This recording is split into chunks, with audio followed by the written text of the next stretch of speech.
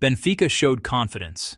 They pressed high, controlled possession early, and tried to disrupt Madrid's rhythm. Their midfield worked tirelessly, closing down spaces and forcing a few misplaced passes. For the first 20 minutes, it looked like the Portuguese side might break through. A quick counterattack nearly shocked Madrid's defense, but the final touch was missing. Real Madrid, however, are masters of patience in Europe. They absorbed the pressure, slowed the tempo, and began to take control as the first half progressed. Their midfield started dictating play, switching flanks and stretching Benfica's defensive line. Just before halftime, Madrid created 2 half chances, signaling that momentum was shifting. Then came the decisive moment. 5 minutes into the second half, the 50th minute, brilliance changed the game. A swift transition from midfield caught Benfica slightly out of position. The ball was played into space on the left wing, and there he was, Vinicius Jr.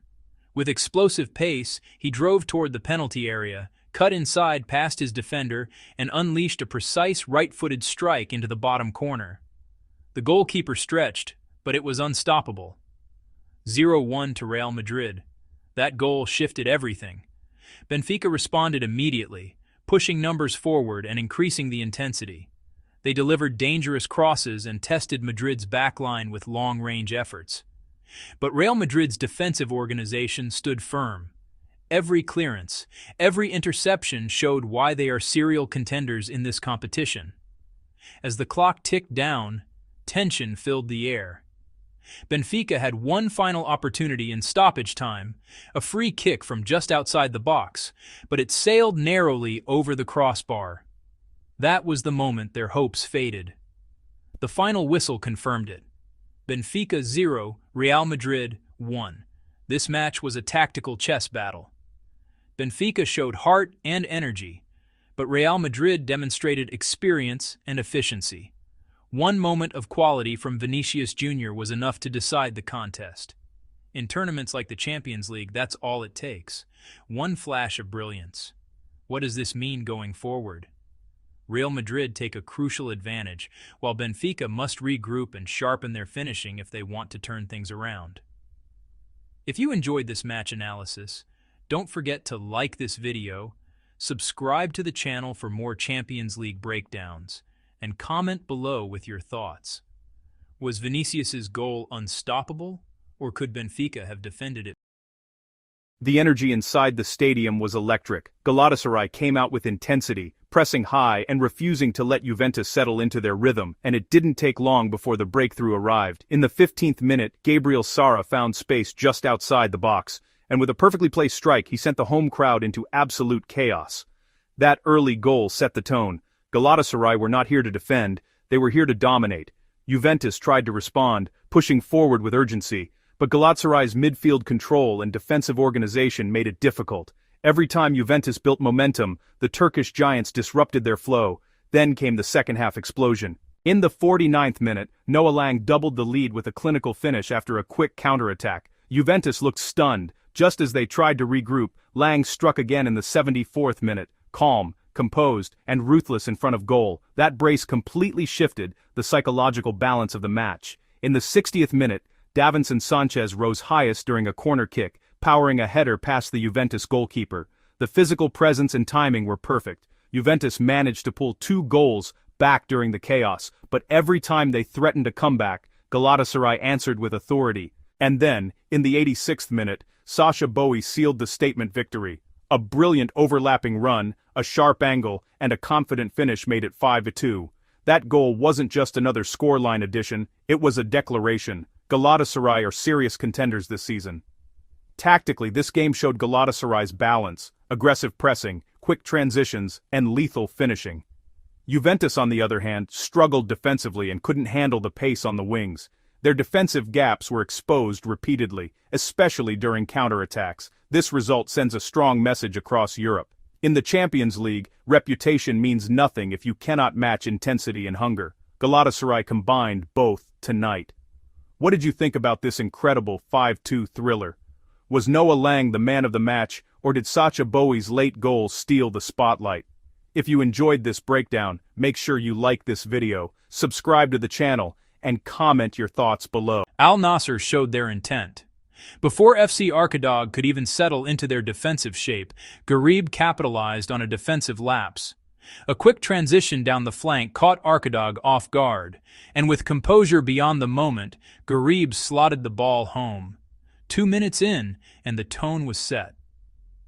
That early breakthrough forced Arkadag into a reactive approach for the remaining 88 minutes. After the goal, Al Nassr controlled possession intelligently rather than recklessly pushing forward. Their midfield dictated the tempo, recycling the ball, stretching Arkadag's defensive lines, and patiently probing for spaces. However, despite the dominance in possession, the second goal never came. Arkadag regrouped impressively after the shock start. Their defensive organization tightened, and they began pressing more aggressively in midfield to disrupt Al Nassr's build-up play. FC Arkadag deserves credit for their resilience. Instead of collapsing after conceding early, they gradually grew into the contest. By the second half, they were creating half chances through quick counters and set pieces. Their forwards tested the backline with direct runs, but Al Nassr's defense remained compact and disciplined. The goalkeeper's positioning and communication ensured that the early goal stood untouched. Tactically, this match was a lesson in game management. Al Nassr did not overwhelm with goals, but they demonstrated maturity. Scoring early can sometimes lead to complacency, yet they stayed focused, controlled space effectively, and minimized risk. It wasn't flashy, it was professional. For Arkadag, the takeaway is encouraging despite the loss. Competing away from home in continental competition and limiting the damage to a single early goal shows growth and organization. With sharper finishing in the final third, they could have stolen a point. In the end, Abdulrahman Garib's second-minute strike proved decisive. One moment of sharp awareness separated the sides, 3 important points secured, a clean sheet earned, and a strong statement made in the group stage. If you enjoyed this match analysis and want more breakdowns from the AFC Champions League 2, make sure you like this video, subscribe to the channel, and comment your thoughts below. Was this a statement win for Al Nassr, or did FC Arkadag deserve more? From that early moment, the game became a fascinating tactical battle.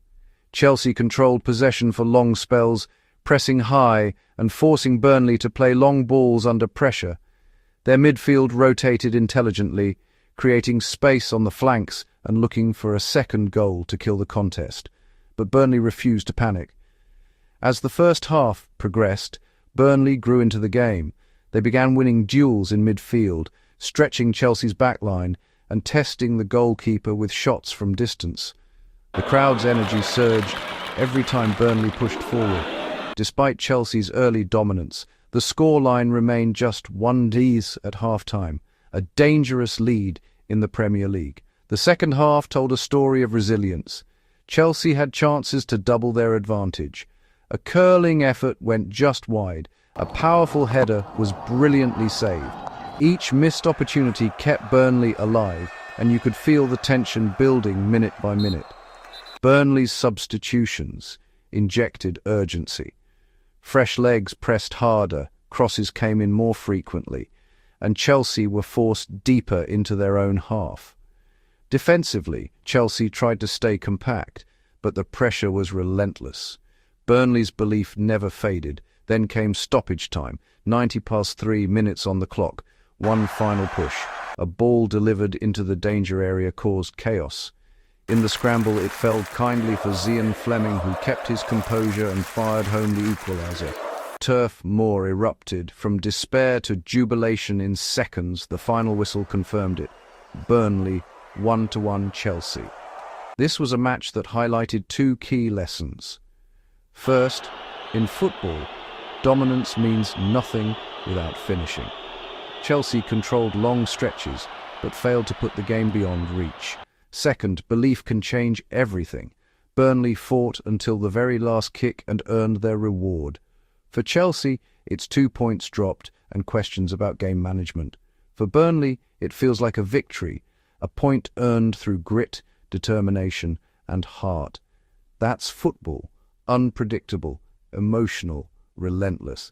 If you enjoyed this match analysis and breakdown, make sure you like the video, subscribe to the channel for more Premier League highlights and tactical stories, and comment below. Was this a fair result, or should Chelsea have closed it out?